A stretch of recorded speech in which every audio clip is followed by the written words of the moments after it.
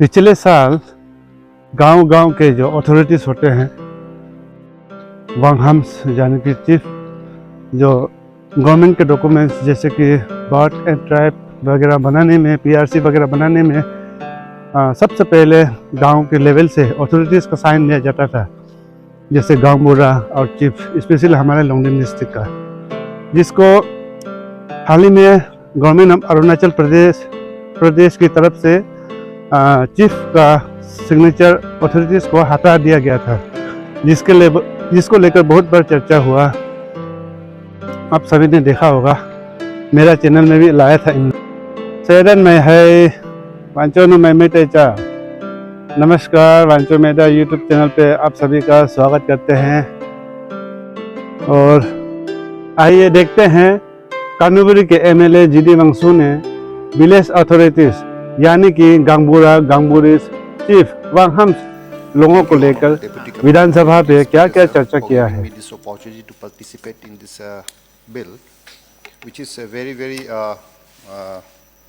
timely, and also we would be able to get rid of certain terms and pages which had hindered in flawless execution of the acts.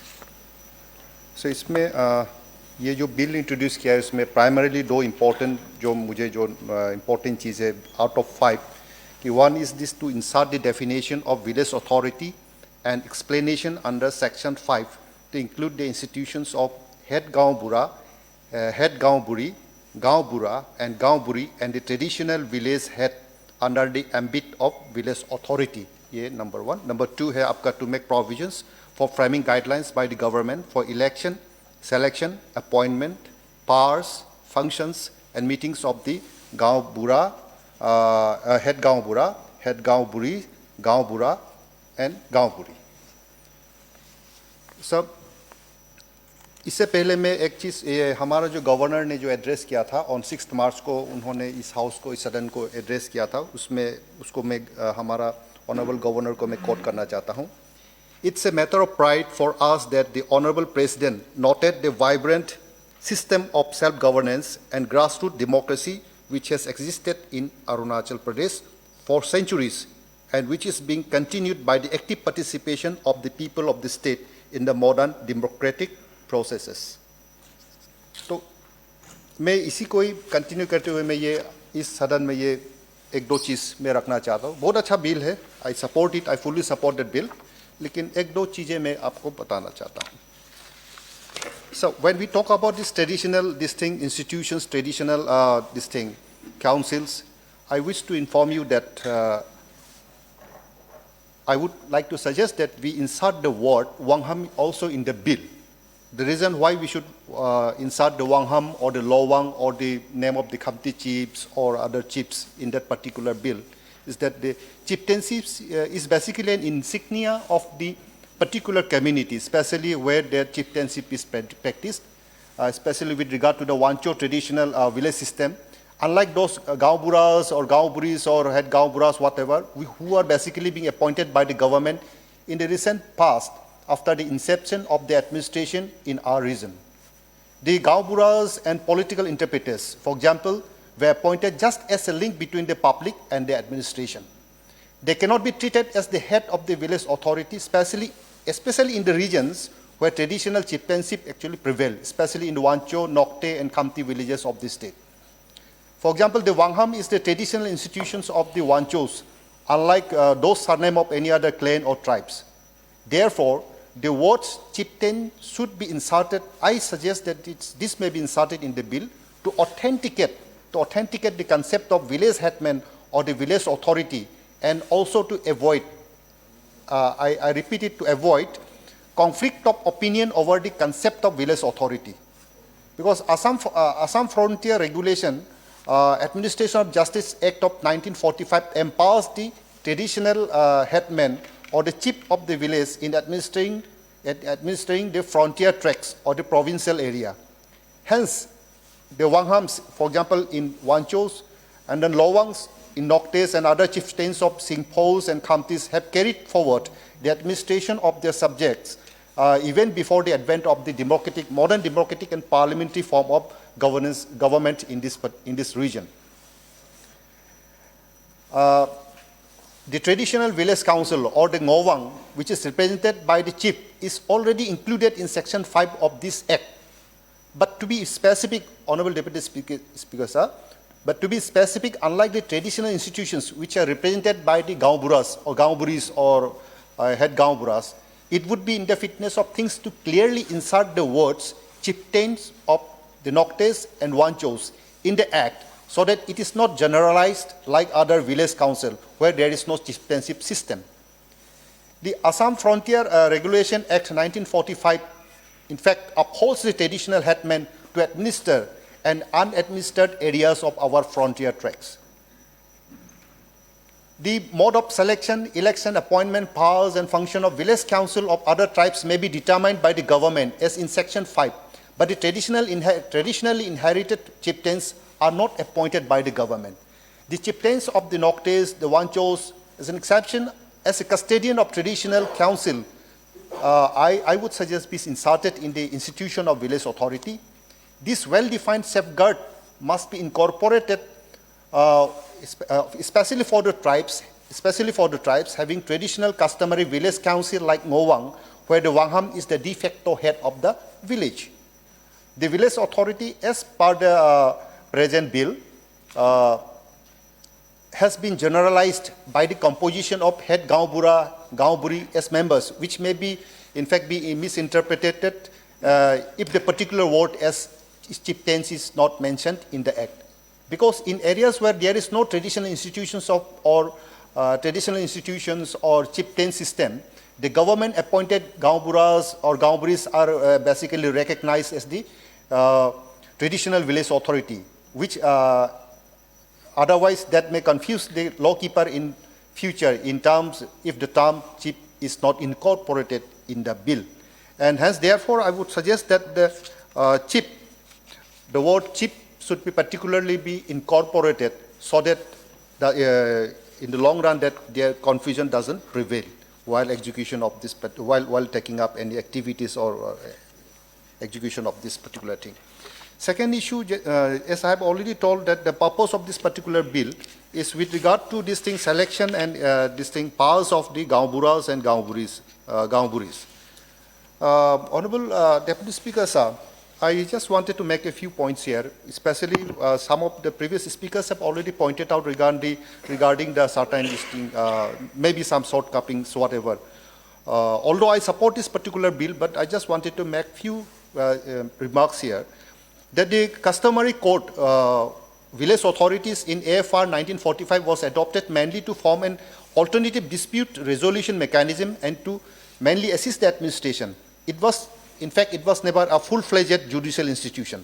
So we need to understand that there is a concrete mechanism to control the conduct and functioning of judges in modern day judicial system to ascertain fair delivery of justice.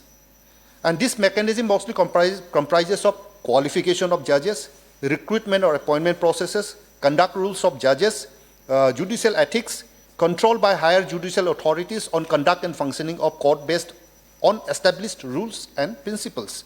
And it is because of this mechanism today that the people trust the judiciary of India, that there will be always fair delivery of justice.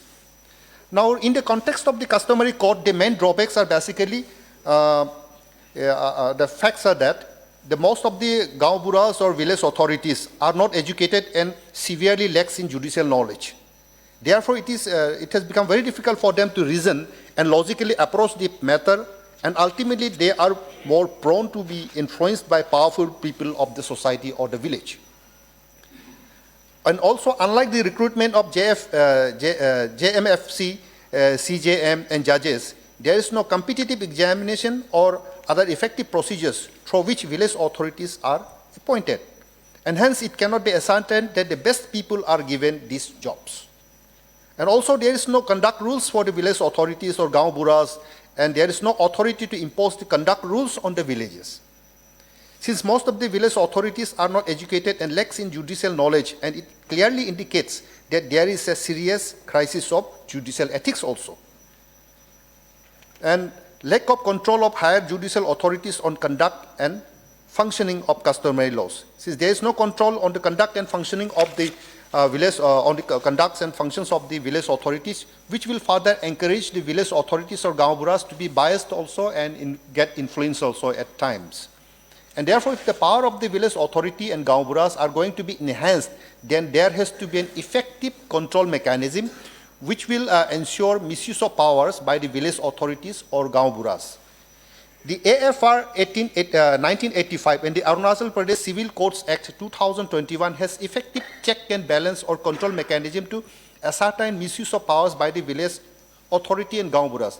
The most important check and balance or control mechanism adopted in AFR 1985 are the appointment process, jurisdiction, dismissal process. And in the appointment of village authority is basically done by the majority of the village people. After appointment, the jurisdiction of the village authority to exercise its power is within its village only. The village authority cannot go beyond its village to exercise its judicial power. And then the dismissal of the village authority for being biased and unjust can be initiated on the agreement of the majority of the people of that particular village. Hence, it is very clear that if a village authority or gaon bura for that matter is biased or unjust, then people of the same village can remove him.